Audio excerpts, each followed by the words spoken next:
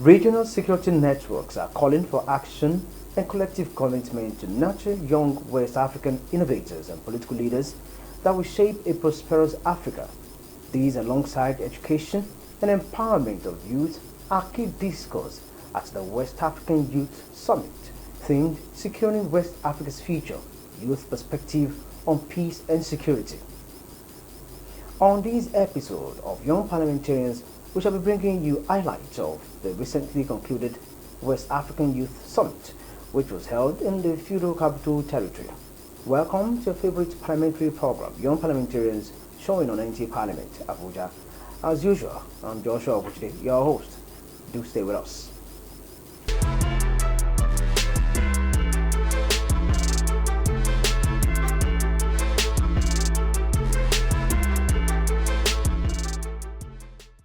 Welcome back. Representing the voices of over 200 million youths, the West African Youth Parliament is collaborating with security networks and addressing root causes of insecurity in the region. West Africa faces numerous security challenges, from terrorism to banditry, and from climate-related disaster to social unrest. This issue threatens our stability, prosperity, and future as the youth. As a young leader, we have a critical role to play in promoting peace, security, and rule of law. We must challenge ourselves to be part of this solution, not a problem.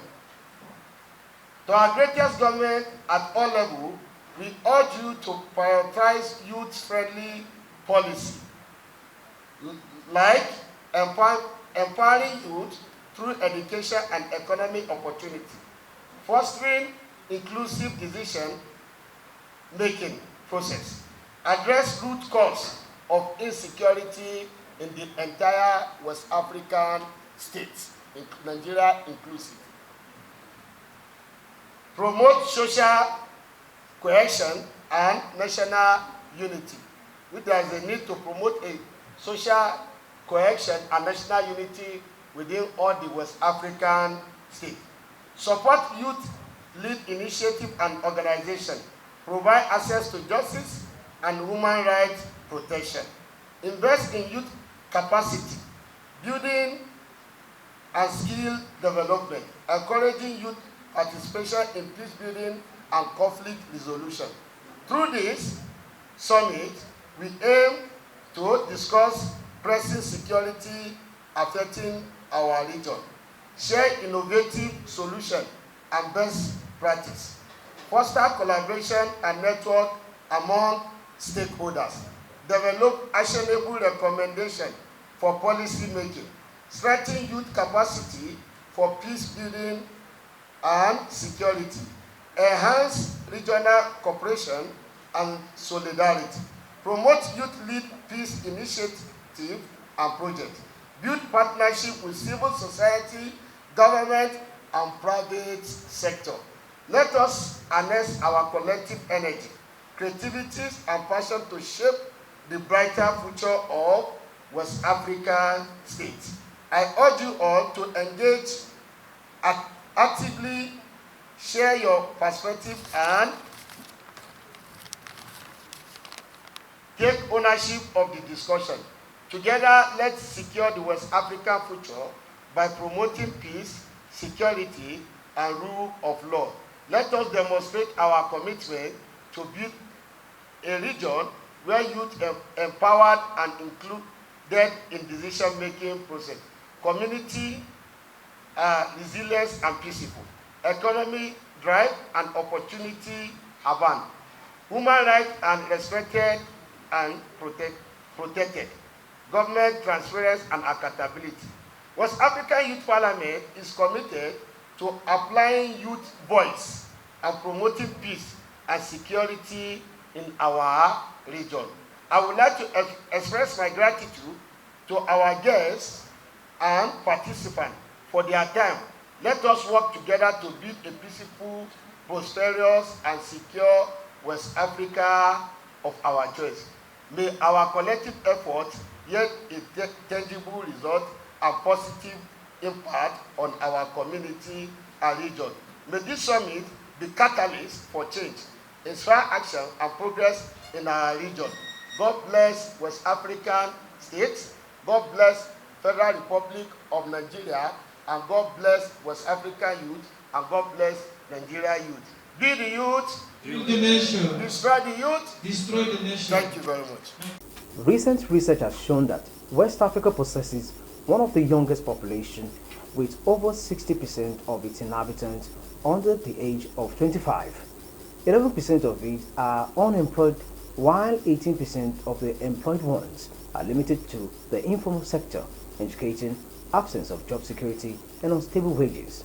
Youth and security challenges discussed included terrorism, extremism, insurgency, political instability, organized crime, human trafficking, electoral violence, drug abuse, sexual crimes, and many more. Hence, the need for quality education and employment. It is during these years that innovation flourishes, leadership emerges, and the bold dream of some mind shape the destiny of the nation. Recognizing the immense potential embedded within this demography, the African Union similarly acknowledges this age bracket as huge, reinforcing the urgency for robust investment in this key sector. To fully unlock the boundless energy and ingenuity of young people, targeted efforts must be directed towards education, employment, governance, security, and health. A well-educated and empowered youth population is the cornerstone for sustainable development. Hence, the imperative of ensuring that Africa's next generation is equipped with skills, resilience, creativity, and the ability to drive transformative change across the continent. By investing in youth, nations not only secure their future, but cultivate a generation of change makers, problem solvers, and visionaries whose contribution will define Africa's place in the nearest future.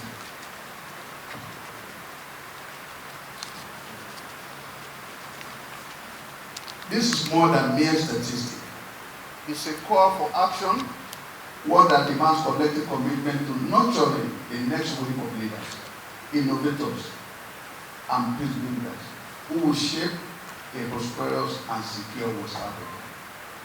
Talking about security. According to Robert S. Manamara, former U.S. Secretary of State Defense, he says, and I quote, "Security is not military hardware, though it may include it. Security is not traditional military activity, though it may involve it. Security is development. Without development, there can be no security. There's no lasting peace without progress." Security in its broad sense refers to the protection of individual, community, and nation from threats that could disturb peace, stability, and well-being. It encompasses various dimensions, including political, economic, environmental, and human security. According to regional security perspectives in West Africa, security involves state security, the ability of government to safeguard national sovereignty, maintain law and order, and protect citizens from external and internal threats.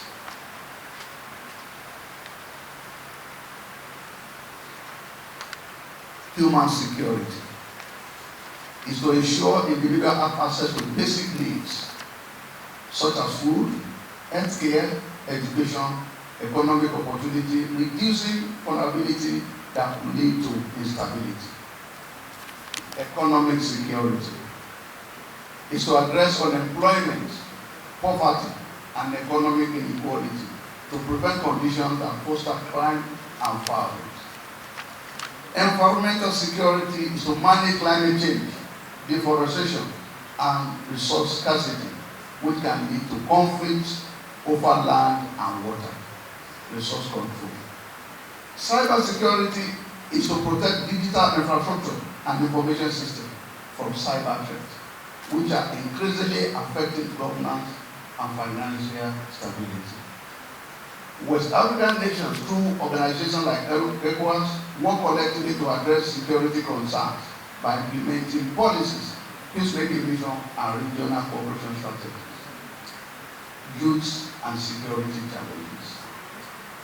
West African youths are faced with numerous youth-related challenges, which include but not limited to the following: terrorism, extremism, and insurgency. Jihadist groups linked to Al-Qaeda and Islamic States of West African province are expanding their presence, particularly in Sahel region, affecting countries like Mali, Burkina Faso, Niger, Nigeria, among others. Political instability. Several West African nations have experienced military coup in recent years, leading to governance crises and weakened democratic institutions. Organized crime such as drug trafficking, piracy, smuggling, network operate across borders, exploiting weak law enforcement and governance structure. We talk about maritime security threats. The Gulf of Guinea remains a hotspot for piracy, illegal fishing, and oil-related crime, threatening economic stability and the regional trade. Humanitarian crisis. Armed conflict and instability have led to displacement of people, food insecurity, and worsening living conditions for millions of West Africans.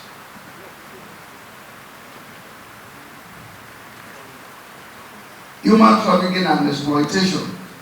Many young people, especially women and children, fall victim to human trafficking for forced labor and other forms of exploitation.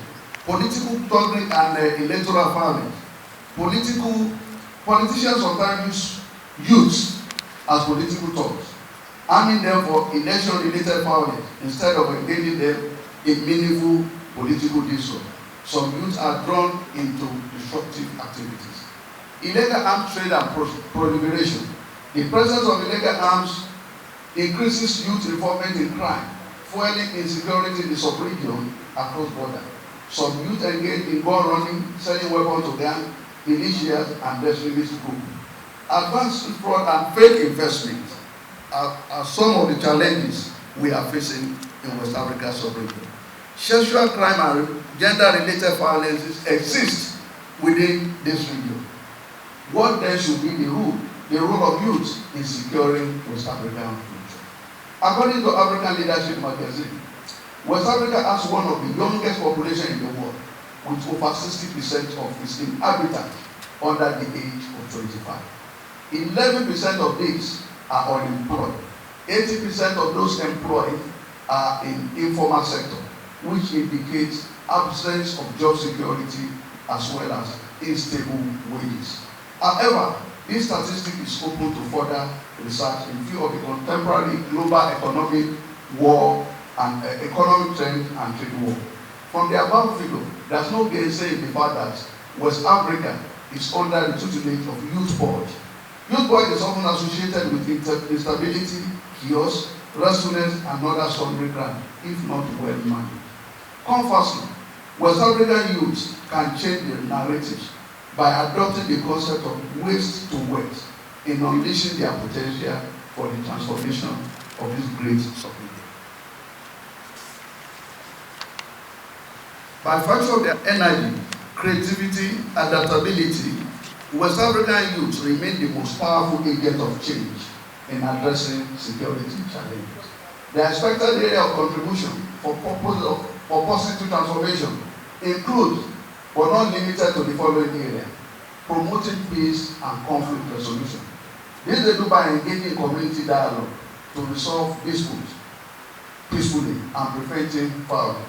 Participating in peace-building initiatives, fostering unity and tolerance across ethnic, religious, and political divides, as well as serving as mediator and help to de-escalate conflicts before they turn violent.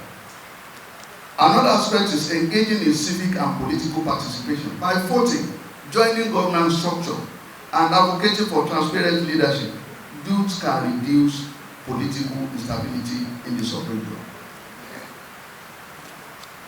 Youth can challenge corruption by demanding accountability from leadership. They actively engage in policy making and ensure their voices contribute to shaping security strategy. Another area is enhancing economic stability and reducing unemployment. Economic insecurity often fuels violence. Youth entrepreneurship and youth creation help mitigate the risk of radicalization and crime. By engaging in skill development and vocational training, youth can boost local economy and reduce dependency on illicit activity. Supporting sustainable farming, technology, and innovation, youth can provide alternatives to illicit trade.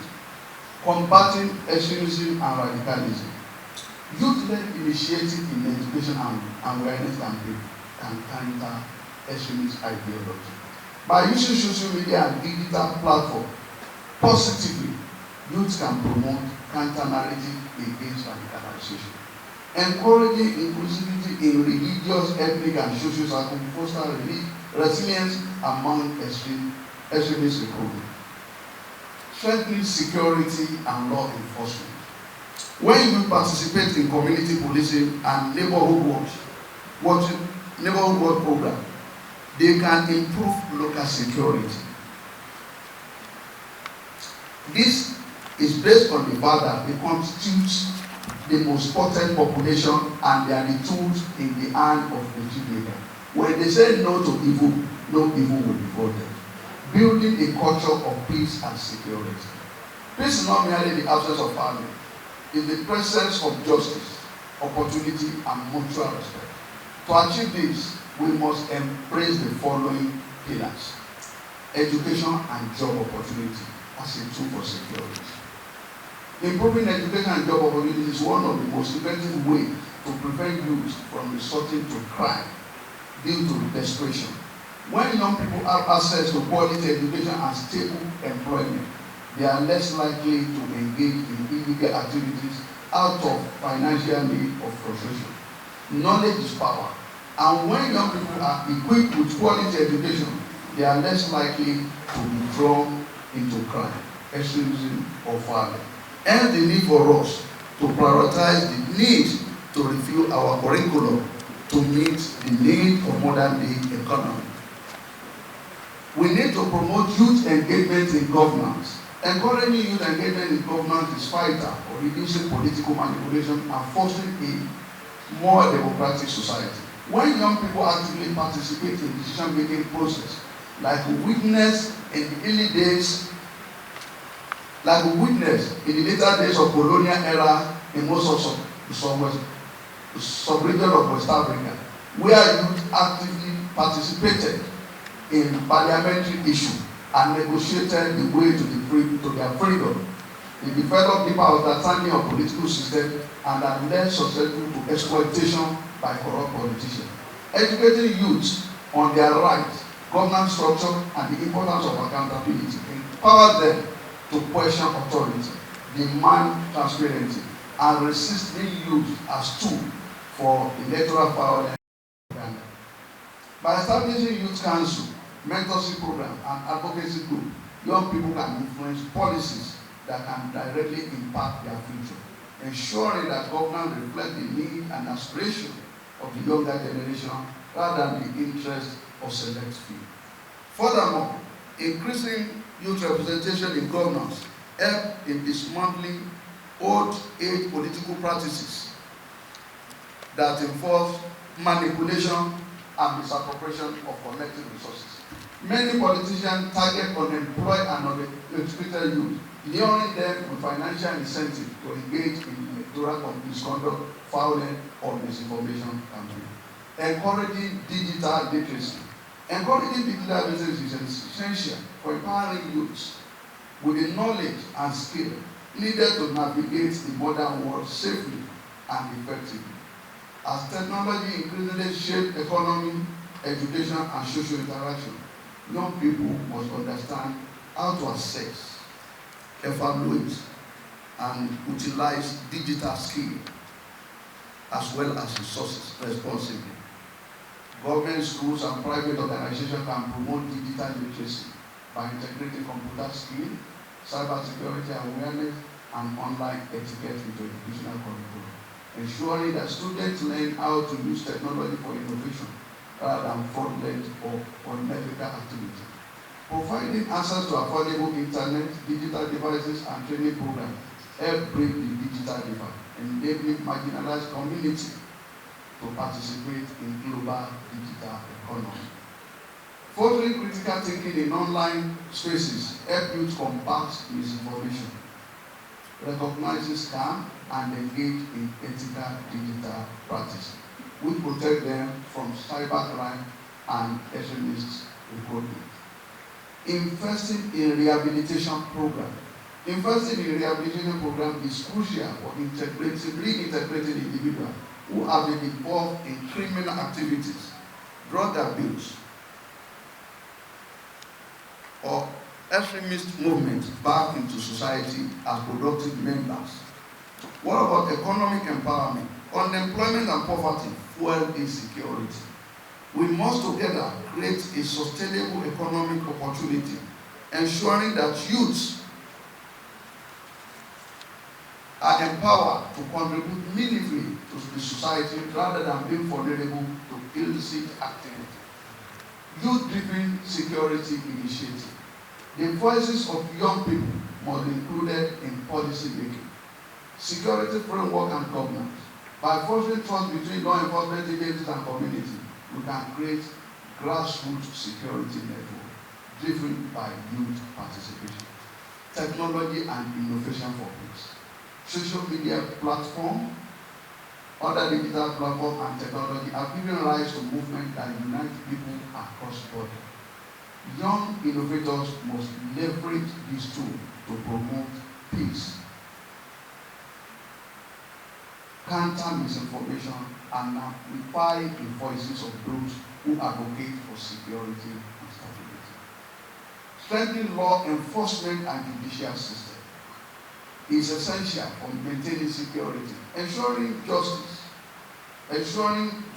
and deterring criminal activity is essential to the future of West Africa. A well-trained and properly equipped police force can effectively combat crime such as terrorism, cyber fraud, drug trafficking, and organized violence, which in measures will reduce insecurity in our community.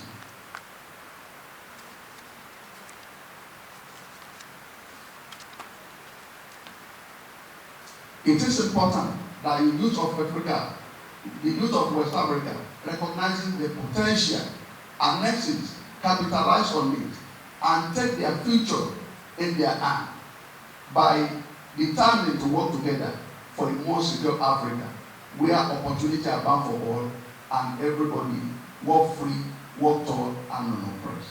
A united front for a prosperous West Africa. Securing our future is not just a task entrusted into the hand of law enforcement agents.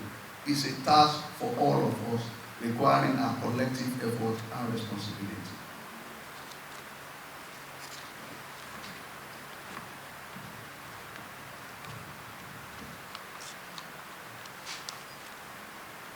Today, I call each young leader present to embrace the challenge with unwavering determination. Let us rise above division. Let us challenge the common enemy of West Africa, which is the insecurity in sub-region, by saying no to terrorism, drug addiction, and all forms of illicit trade. Let us rise above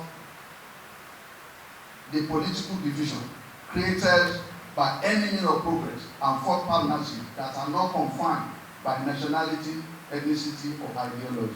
Our strength lies in our unity, and by working together, we can shape a West Africa defined by peace, stability, and prosperity for generations to come.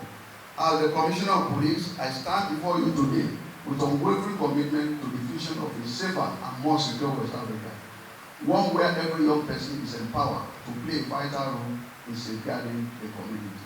The challenges we face from security threat to social unrest demand not only the dedication of law enforcement, but active participation of the youth, whose energy, innovation, and resilience are indispensable in shaping the future for peace and stability. I reaffirm our pledge to work hand in hand with you, our young leader, fostering collaboration, strengthening trust, and ensuring that your voices are not only heard, but actively shape policies and solutions. Security is not achieved through enforcement alone. It is built through inclusion, dialogue, and collective action. Before I go on to my brief submission, it will be a brief submission, I want to first of all say a big thank you to the President of the Federal Republic of Nigeria, His Excellency President Bola Ahmed Tinubu, for being youth-friendly, for fostering youth inclusion in governance. The first speaker stated it clearly that to solve security challenges, there needs to be inclusion of the youth in governance and in leadership.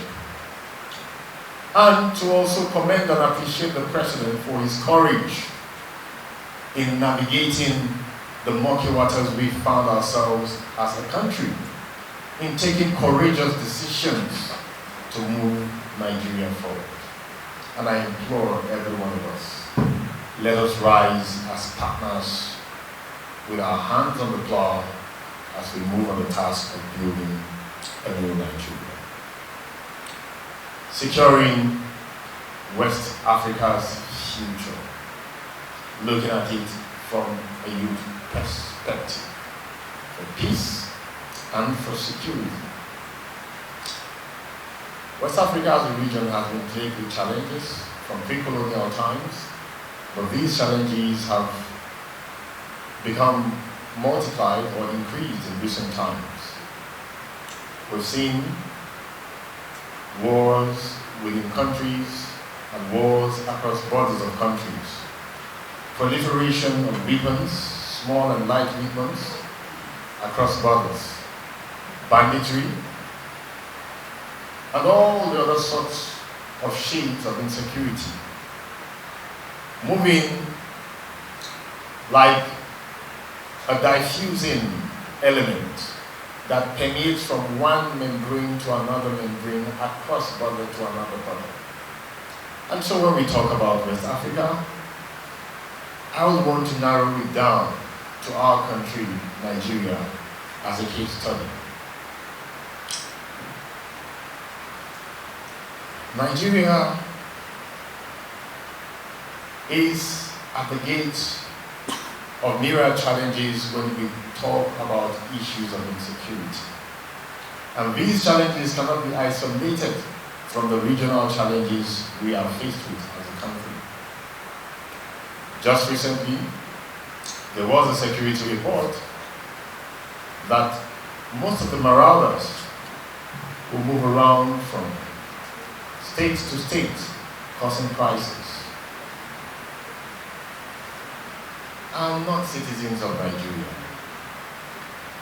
They are men who come from across our borders, from neighboring West African countries and into Nigeria.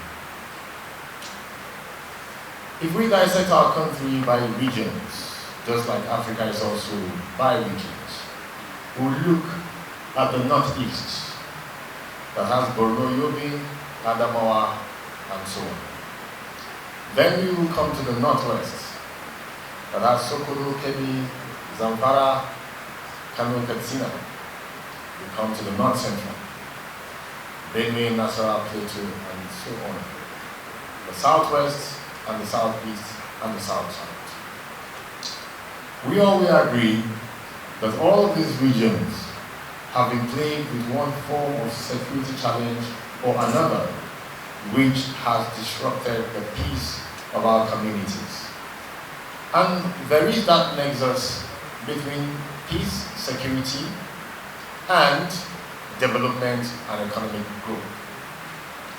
Where there is peace and security, there is a strong likelihood or a strong correlation that there will be development and there will also be economic growth. From the northeastern part of our country, we saw what was hitherto strange when the Boko Haram terrorist group came up, leveling everywhere, bombing everywhere, randomly, and making life a living hell for all Nigerians.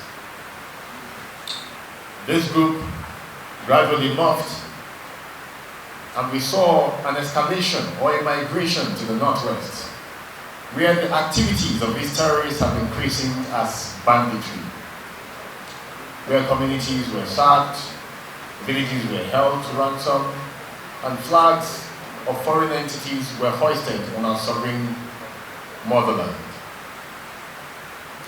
And down to the North Central region, we were faced with armed conflicts of alarming dimension, akin to what you have even when two nations go to war. Hundreds dying in a day, and it was also christened the farmers-herders clash. In the southeast, renegade IPOP elements who do not represent the collective will of the Igbo people also decided to bring the region to her crippling knees. Even coordinated from across our border, we had the case of Simon Ekpa, who had his Biafra Republic government in exile. And in the course of this lecture, may we also say a big thank you to Mr. President, again, for being proactive in security. Because I recall that we wrote to Mr. President last year through the Attorney General of the Federation for the repatriation of Barrister Simon Ekpa to be brought to Nigeria for trial. That process has already begun, and the government is in talks with the Finnish authorities. In the South, issues of militancy, and in the Southwest, challenges also there. What is the way forward? Mr. President, as the Commander-in-Chief of the Armed Forces of the Federal Republic of Nigeria, and as a regional leader, has never played the ostrich by feigning ignorance of the challenges we are faced with, be they economic challenges or security challenges. And so, I was like we have laid out. But what is the way forward? And what is the government doing? What should our regional governments also do? Because there should be a concerted approach to tackling the issue of insecurity. I listened to that quote. I can't get the name of the fellow who made the quote when RBSCP spoke. Of course, my ink wasn't flowing properly, so I couldn't take my notes. And I plead with every one of us here, please let's take notes. We are building a new Nigeria. We are building a new West Africa. You have taken your time across borders to come here. Time is the currency of life and shouldn't be wasted. How do we tackle our security challenges as a region? There is the hardline approach,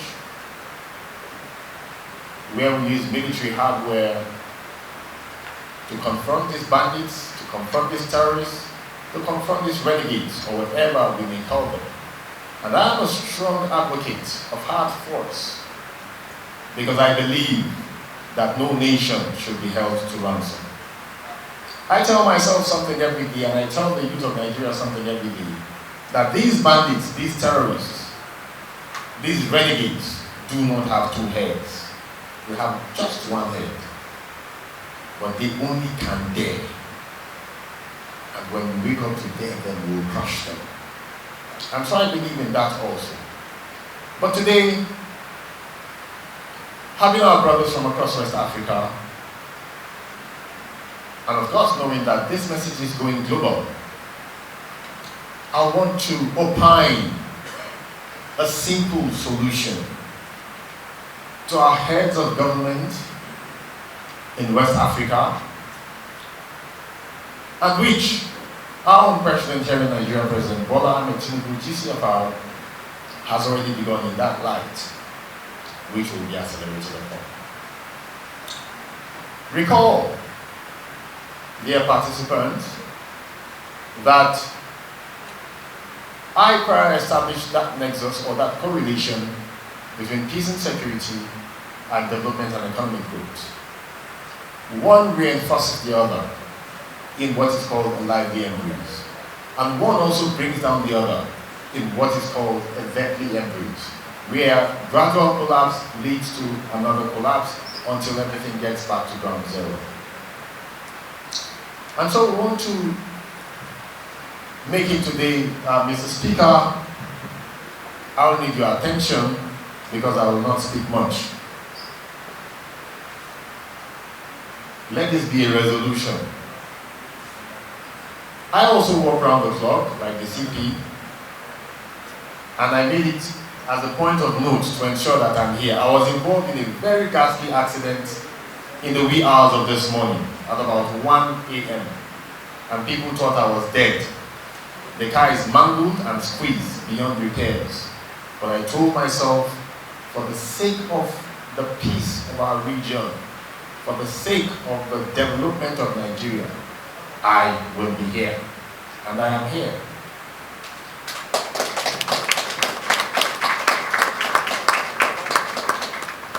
And so let us rise from this conference or gathering with a very strong resolution to the heads of government to commit a greater chunk of our security budgets to youth development, to entrepreneurial development, to fostering new vistas of economic growth, to ensuring inclusion of youth in governance, to identifying the opportunities that the youth of our region, West Africa, can access and harness for their own upliftment and for the upliftment of the respective countries where we come from. Let this be our strong resolution. Nations that have developed or advanced today, nations that experience greater degrees of security, you will find that their youth have been meaningfully engaged. They say an idle hand is what?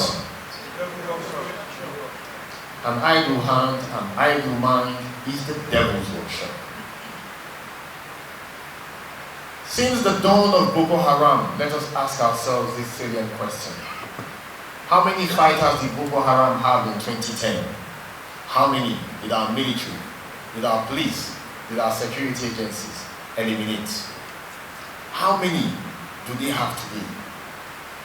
They are killed, they are eliminated, they are neutralized. But the more they are neutralized, the more others emerge. What is that carrot being dangled before the youth of our country, Nigeria? What is that carrot being dangled to the youth of our respective countries across the West African region? It is a carrot of economic liberation, self-actualization, emancipation, and advancement. Our governments can make this happen for us. And we can have a reversal so that the numbers of youth who will be ready to pick up arms against their fellow men, who will be ready to pick up arms against their respective states or nations, will be whittled down significantly. This is my submission, and like Sarah, my wife, will say, what is the short meaning of the long speech. I do not have any lengthy lecture to present because the expert has given everything. My own perspective is on youth development in line with the theme of this event.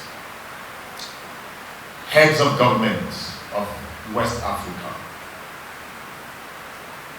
we are going to be coming to you, all the presidents, Mr. Speaker, all the presidents, all the heads of government of the respective African countries. Let the resolution go for increased youth development, youth programs, youth inclusion in governance. Let it be crafted properly. I thank you all for taking our time to be here. I appreciate every one of us, and we shall work for the good of our region, of the West African region. Thank you, and God bless us all.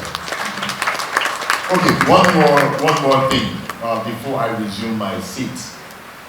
This is not an avenue for making things too loud, but it is imperative.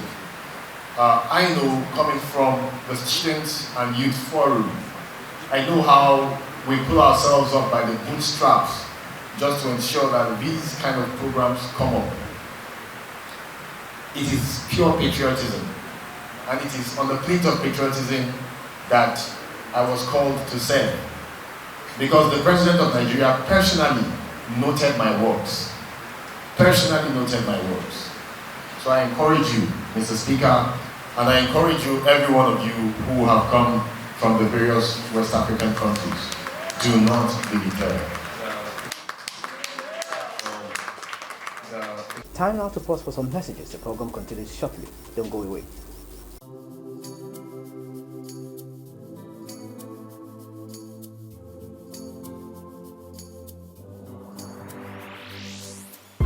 Please pay attention. It starts from the foundation.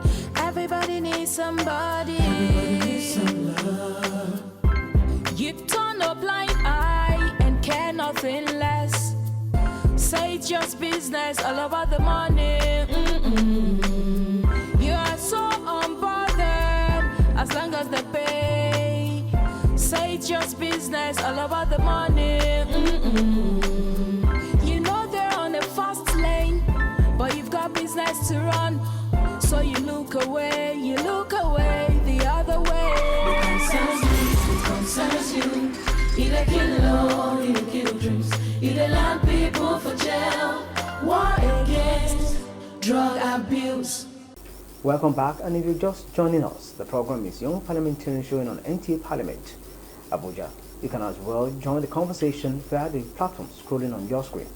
We've been discussing the recent West African Regional Security Summit in Abuja. The event climaxed with the decoration of eminent partners of the Parliament with awards of honor in youth and environmental security advocacy. The awardees included the guest speaker, Commissioner of Police FCT, Ajao Adewale, who was adorned with the African Youth Icon of the Year accolade. Distinguished guests, I would like to introduce my name. My name is Ambassador Gorso. I'm from Benin Republic. I speak both French and English, but I'm going to do the presentation in French because I'm more familiar with it.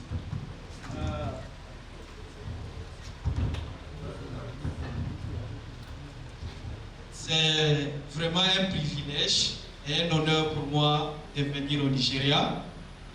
Nous voulons vous présenter cette prime en guise de ce que vous avez fait pour la jeunesse du Nigeria. Et nous espérons que le bon Dieu vous aide afin que vous pouvez élargir votre main dans toute l'Afrique de l'Ouest. Toutes mes félicitations, que le bon Dieu vous bénisse. Félicitations. Please let's encourage him. Congratulations, Honorable. Number one and nothing less. What he said in summary in French is that this award is deserving and it's a great one. Hope I'm correct. Congratulations, once again. Stand up for the champions, for the champions. Stand up, stand up, stand up. Let me use this opportunity once again to appreciate our father at the level of the Youth Council before we send an invitation to the Youth Council of Nigeria. We thank you as the father of the youth. I was built to be the best, number one and nothing less. Lead me to my destiny. I have waited patiently. I have vision, though I believe. I know I can count on me. So stand up for the champion. Build the youth. Build the youth. Build the nation. Build the nation. I am so grateful. Je suis vraiment reconnaissant. Thank you so much. Merci beaucoup. Greater height I wish you for. Thank Je you. vous souhaite le meilleur. Merci beaucoup. We're all Nigerians, we're all Africans, but I think it's just about, how far we've come, what we've done, the perseverance, the endurance, in trying to build something noteworthy, something of societal value. And at the end of the day, ensuring that integrity remains the key word in everything we do. So yeah, when I got a call from this organization and I heard it's about youth and security, I got more interested. Before now, I've been a member of police community, PCRC, which what they do more is to give information to the police officials. So in my little way, I've also tried to sensitize people on what security is all about. I've always told people that security is everybody's business. In as much as you want to be secured, you also need to put effort to make security work for everybody. It's everybody's business. And I'm open for any sponsorship and all that. This is where we draw the curtain on this week's episode of the program Young Parliamentarians.